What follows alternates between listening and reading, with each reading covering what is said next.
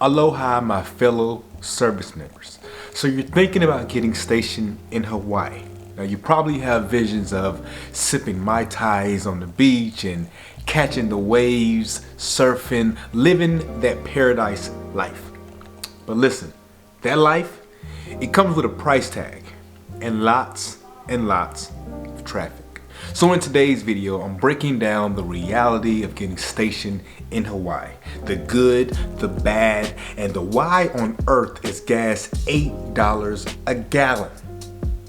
Let's get into it. Number one, cost of living, aka why your wallet will cry. Now Hawaii is one of the most expensive places in the US. Have you ever seen $10 gallon of milk? No? Well, guess what? You're about to, because everything is imported to Hawaii, from groceries to gas to even fast food. Now everything in Hawaii costs more than what you would typically expect. If you love $5 Little Caesar pizza, let's try $10. No one out here is spending money like they're Floyd Mayweather or Jeff Bezos. You have to really ball on a budget on Oahu. Now the military helps with BAH, or basic allowance housing, depending on where you live, and also COLA. The military gives you a little boost of, you living in Hawaii, so they know you're gonna need a little bit extra dollars compared to someone that's living in, let's say, North Carolina. So that does help a little bit, but still you need to pace yourself. Don't try to go out and eat 5-6 times a week, because you might just end up on the street. I mean, it's really that bad. The prices when you go out to eat compared to the mainland is literally night and day. But if you love eating out and you're just gonna bite that bullet, hey, do you, brother. But if you want to stay home and kind of meal prep, I think that would be the best option to kind of save your coins a little bit. Because I can't stress this enough, Hawaii is expensive, man. So be mindful if you're getting stationed in Hawaii that the cost of living is nothing like you expect if you're coming from the mainland. So prepare your mind, prepare your heart, and most importantly, prepare your wallet. All right. So number two, living on post and off post in Hawaii. Now, should you live on post or off post? Now let me break it down. Let's talk about on post first. Now on post, it's decent. It's not a luxury 5-star hotel that's downtown Honolulu, but it's decent. I enjoyed the house that we were living in. It was a 2-story, 3 bedrooms, 2.5 baths. It's cool. The maintenance is kind of hit or miss, depends on where you are.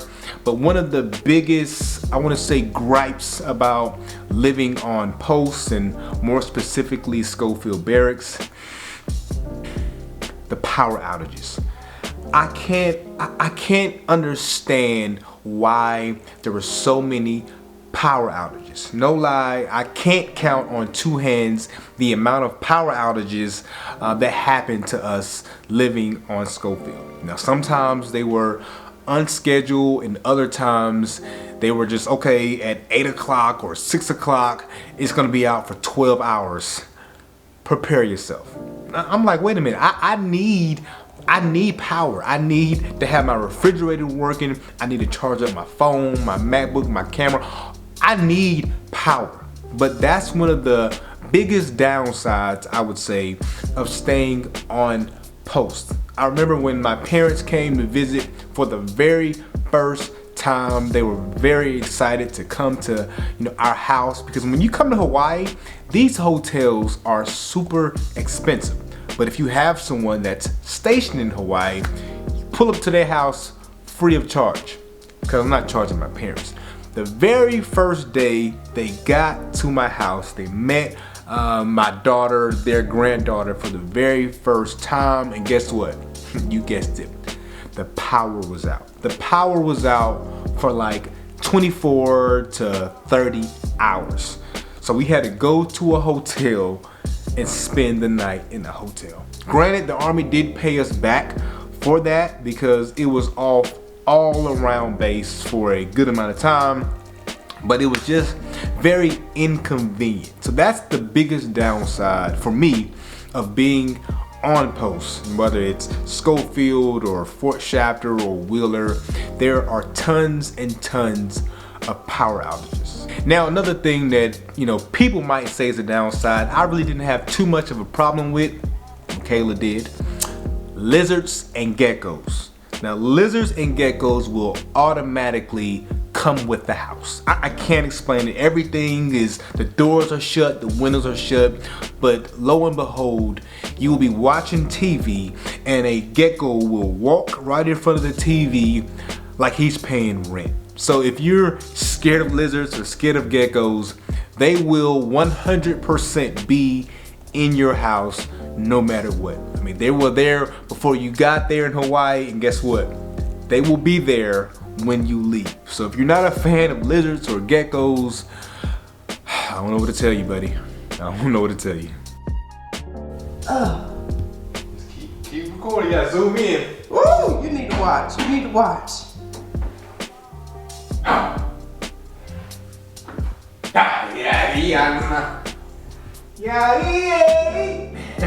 Please leave, lizard. I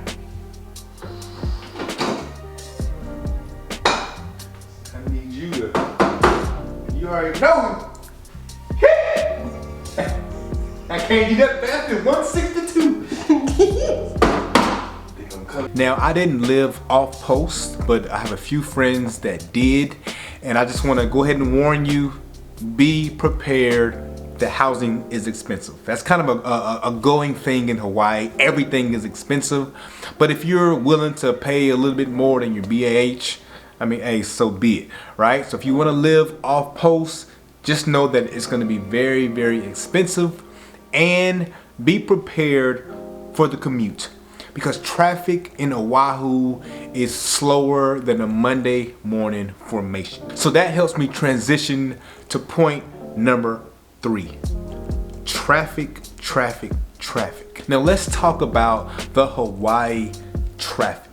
Now, if you thought you left hurry up and wait at your unit or hurry up and wait at basic training, hurry up and wait applies to the traffic in Hawaii. Now, a 15-mile commute can take possibly longer than an hour, and that's no exaggeration. And you have to make sure that you plan accordingly, because if I'm not mistaken, there's only 2 highways, possibly 3 highways in all of Hawaii, because again, it's an island. So you have to understand that everybody is on the same highway at the same time going to work just like you. So traffic, be patient, my friend, be patient. Now, places like Elwood Beach, Mililani, Kapolei, they are beautiful places. A lot of soldiers live there.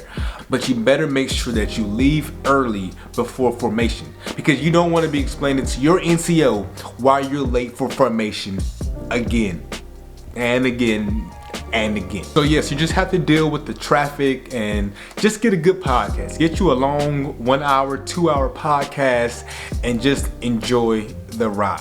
All right, so now let's transition to point number 4, the weather. See, I'm gonna bring in some good news as well. It's not just all geckos and traffic. You have beautiful weather in Hawaii. Now, the weather in Hawaii is sunshine with a chance of downpour. Now, Hawaii's weather is beautiful. It's tropical, which means it's warm, it's sunny, it's humid until it's not. Now, it rains a lot during the winter months, which is like November, December, January, because obviously it doesn't snow there. So it's either beautiful, warm, and sunny, or it's downpouring from the sky. It's like the sky opens up. So it's either beautiful or it's, you better run to your car with your umbrella. And the funny thing is, the rain showers come out of nowhere. You know, 1 minute you're on the beach, you're enjoying yourself, and the next minute you're running to your car like you're about to take an ACFT, because the rain is coming down on you so hard you barely can see 20 feet in front of you. Again, I am not exaggerating. This is from personal experience. Now, if you have allergies or sinuses like me, prepare yourself for some battles, because that humidity it will humble you quick. But all in all, Hawaii is the most beautiful state in the entire US. The weather is beautiful if you like, going out surfing or trails or anything of that. You will for sure enjoy yourself because 9 times out of 10, it will be 78 degrees, sunny with a slight breeze. That's Hawaii for you. All right, now let's move to point number 5.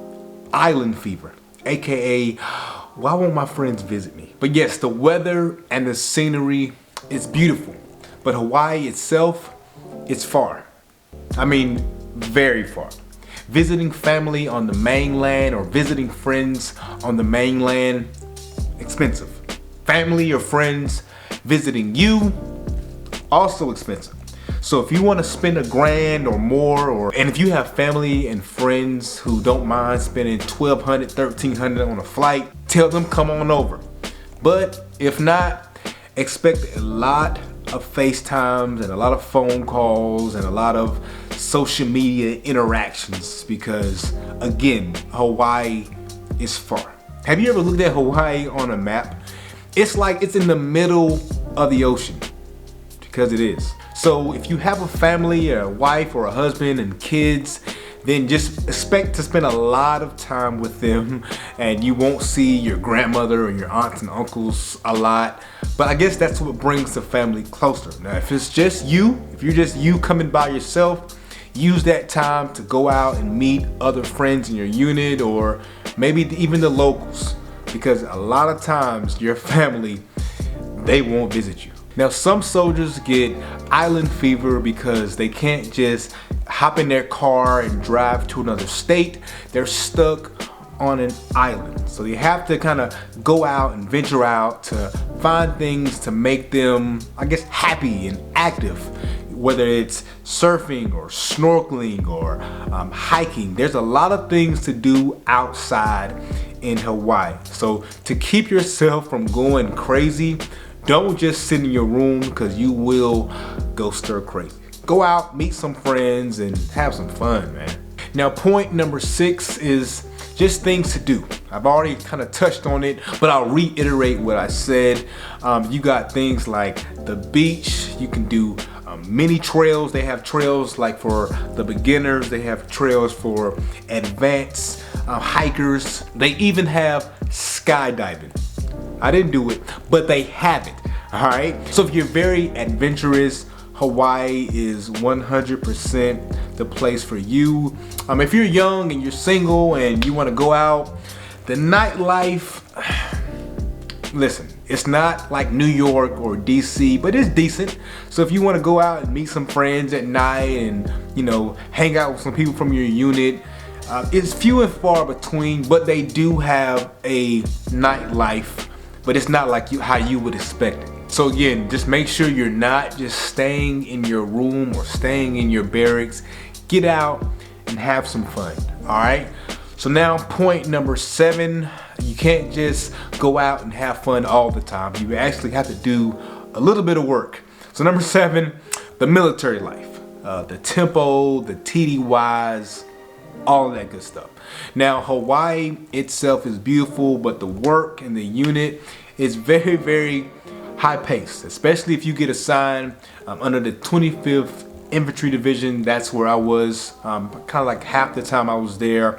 So the tempo is always going. It's always a mission that you have to go to or a TDY that you need to attend. So always prepare yourself that, yes, I'm in Hawaii, but I promise you, you won't be able to go to the beach every single day because you have some work to do. So many units in Hawaii, they head to the Pacific region. So most of their TDYs will be in the Pacific area. So just go ahead and prepare your family, prepare your wife, your husband, your kids that, yes, we are in Hawaii, but listen, I have to go to these TDYs. I have to do some work, because that's how we got here. So again, prepare yourself for the tempo in Hawaii because it's a little bit faster than most units in the mainland. All right, point number 8, PCS and to Hawaii. Now that's one of the most important points. It might have should have been number one. But PCSing to Hawaii and why your car is taking its sweet time to get there. Now if you're moving to Hawaii, prepare for delays. It's going to take a while for your car to get there, your household goods to get there. It took my car about a month to get there from Maryland. My household goods, it took about 2 months. Yes, 2 months for all of your household goods to get there. So make sure when you pack, when you're getting stationed in Hawaii, pack like you're going on a mini deployment. Make sure you fold those shirts and those jeans very, very tightly, because that's all you're gonna have for roughly 2 months. You're gonna need it. Now, once you get to your house, if you're not in the barracks, prepare for the loaner furniture. Now, I made a video about the loaner furniture when I was in Hawaii, but again, I'm thankful that they gave me the loaner furniture for the time being, but you're gonna wanna go out and buy yourself a bed, a couch, because I promise you, you will have back pains. I don't care if you're 18 or you're 38. You're gonna hurt. Something's gonna hurt somewhere. And if you're bringing your pet with you, be prepared for a wait, because Hawaii has strict quarantine rules. It's gonna be a minute because Hawaii has strict quarantine rules, and it's gonna be a lot of paperwork to bring your pet. So again, take your time, understand that it might be a little minute for your pet cat to arrive with you. Now look, getting stationed in Hawaii is not a 24/7 vacation. I mean, it's still the military. It's expensive, it's just traffic, there's lizards crawling in between your toes. But listen, if you go in with the right mindset, some things just take getting used to, but if you go in with the right mindset, I promise you, you will enjoy your time in Hawaii. I've been stationed maybe 3 or 4 places, and it's up there. I mean, the only downside is kind of far, but you can't beat the weather. You can't beat the beaches. I remember my friends, they were living in Baltimore, Maryland, or Washington, D.C., and they sent me their weather temperature. It was like 21 or 20 degrees. So, well, I had to send them mine. I mean, it's the only polite thing to do. And on that day, I remember it was 81 degrees. And I was on the beach. And they were snowed in. I think the snow was up to like their waist or their knees. Or I can't remember. But listen, you have to understand that Hawaii, I mean, it's paradise. Not everybody can get stationed in Hawaii. So if you do, consider yourself one of the lucky ones. Because I did. So just embrace the culture, go outdoors, enjoy it while you can, because yes, those 3 years, trust me, they will fly by. I mean, fly by. Now, if you ever been stationed in Hawaii, whether it's Schofield or Fort Shafter or Wheeler, drop a comment down below. Let me know your experience and let me know what year, you were there. And if you're coming to Hawaii, or you have questions about Hawaii, just shoot me a message. Just hit me up in the comments, ask me anything. I promise, brother, I got you. I promise, sister, I got you as well. All right, thank you all for watching, and until next time, stay Army strong.